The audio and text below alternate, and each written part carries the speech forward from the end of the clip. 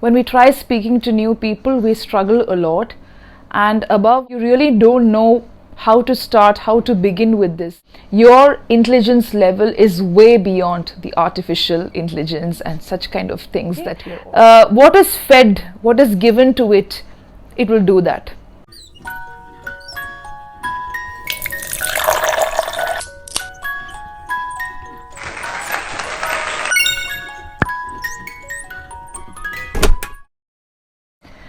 Most of us struggle when we meet new people.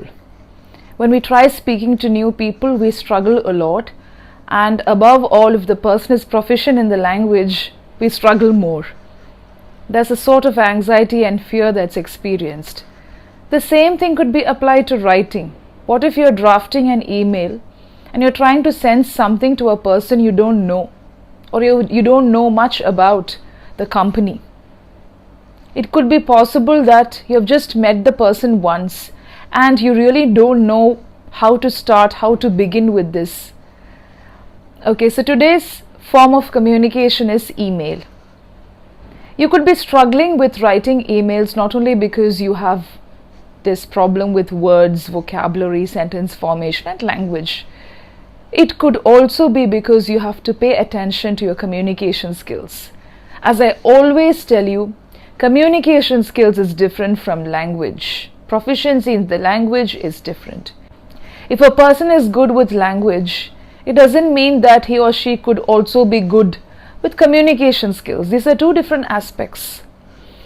Okay, now coming to email writing, I would like to remind you of certain guidelines. You could also add on to these points, but this will make your life a bit more easier. I know that we have got apps these days to help us write emails, but they are not always reliable. It corrects your email, sentence construction, everything instantly.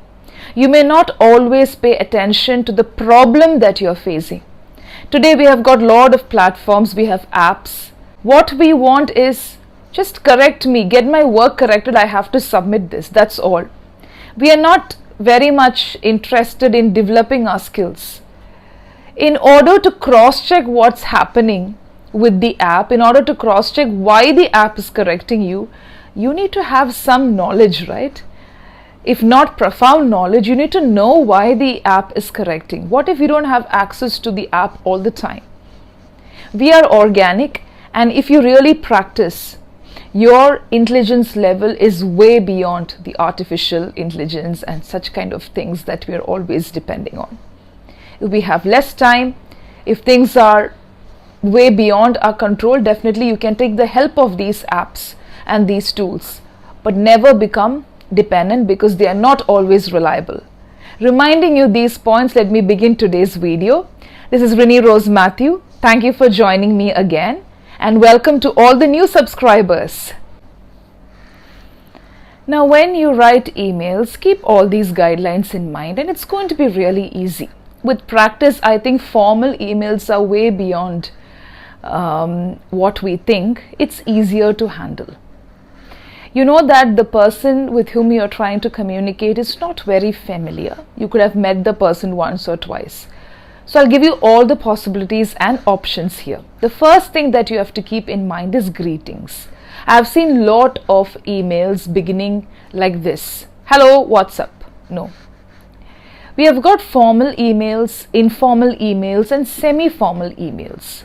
Semi-formal emails are similar to formal emails that deals with business, similar to business letters, and it is definitely written to people whom you are not always communicating with, but you can add a tinge of friendliness, and you could also show that you are trying to be gentle and polite, but at the same time formal.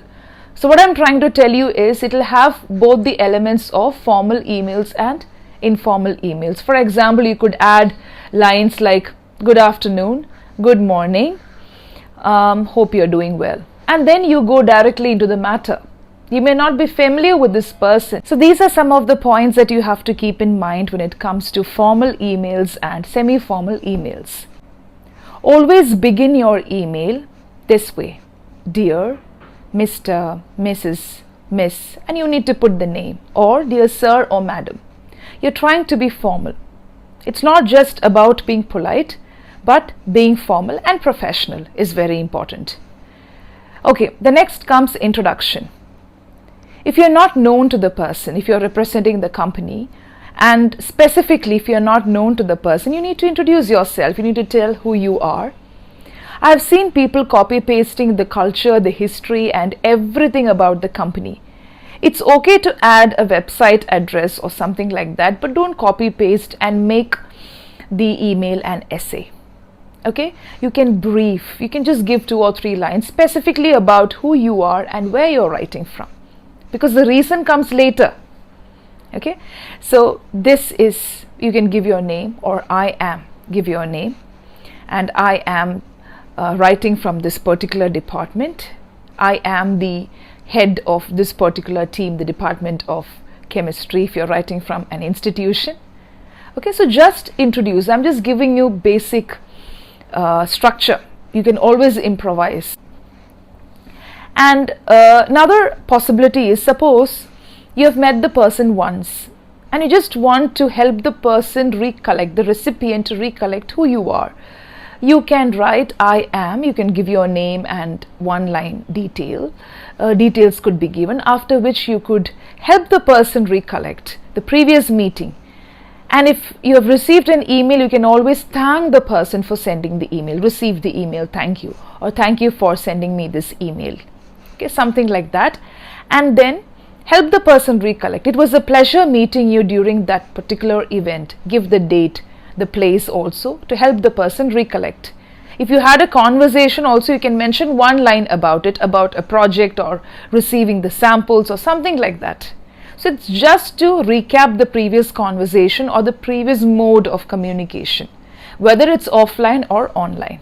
Only if you're partially known to the person. So when I say known to the person, it's not that you're friends with the recipient, but it's more about sending 1 or 2 emails. Receiving 1 email also means you know the person somewhat, or you're familiar with the person. That's all, you're trying to recollect. Now next comes the purpose of writing. Why are you writing this email? That's very important. Okay, so this is with reference to, you can come directly to the point. These are the ways to open the email. This is with reference to the previous meeting, if you already know. Otherwise, I would like to bring to your notice. Okay, come to the point directly. So mention the purpose, why you're writing the email. And there are different ways in which you can open. If it's about receiving samples or sending samples, would you mind sending me the next set of samples? So come directly to the point. Okay, the next is a bit confusing for many learners. I don't know what's your case, but still, when you have an attachment, document or data that you really want to receive or send, especially when you are attaching something, I have enclosed the attachment of the receipt, of a copy of the receipt. If you want to mention particularly that way, you need to brief, you need to give details of what you're enclosing, what you're sending along with your email. People simply send attachments and documents without even mentioning about that. That's not a very good way of doing it. So I've attached the copy of this. Please find the attachment. All these are different ways of putting it. I have sent a copy of this. That's also fine if you don't get the formal way of putting it. Okay, document, data, bill, receipt, sample, the details of the samples, anything that you want to always attach to the email. And after that comes request. All these are optional parts. Okay, suppose you want to receive something, if you want something to be done from the other side, okay, if you want a favor to be done. So there are different ways in which you can express that. Could you please send, would you mind sending me more details, the additional copy. It's not necessary that you should always be using could, would. Please send is also fine, but don't keep repeating the word please send, I want it. Don't use such kind of wordings. One more thing you have to keep in mind is try to use the word shall, because that sounds more formal instead of using the word will. It's not completely wrong to use the word will, but try to use the word shall. when you are in a position to attend a meeting, you can always mention, I shall be attending the meeting. I will be attending is not very formal, that's all. It's not wrong, but better to use the word shall. I just thought of mentioning this point before I forget. So coming to this point, that is, you are asking for a favor. Okay, do you mind doing this? That's also fine. So these are some of the ways in which you can put forth a request, and after that comes the closing.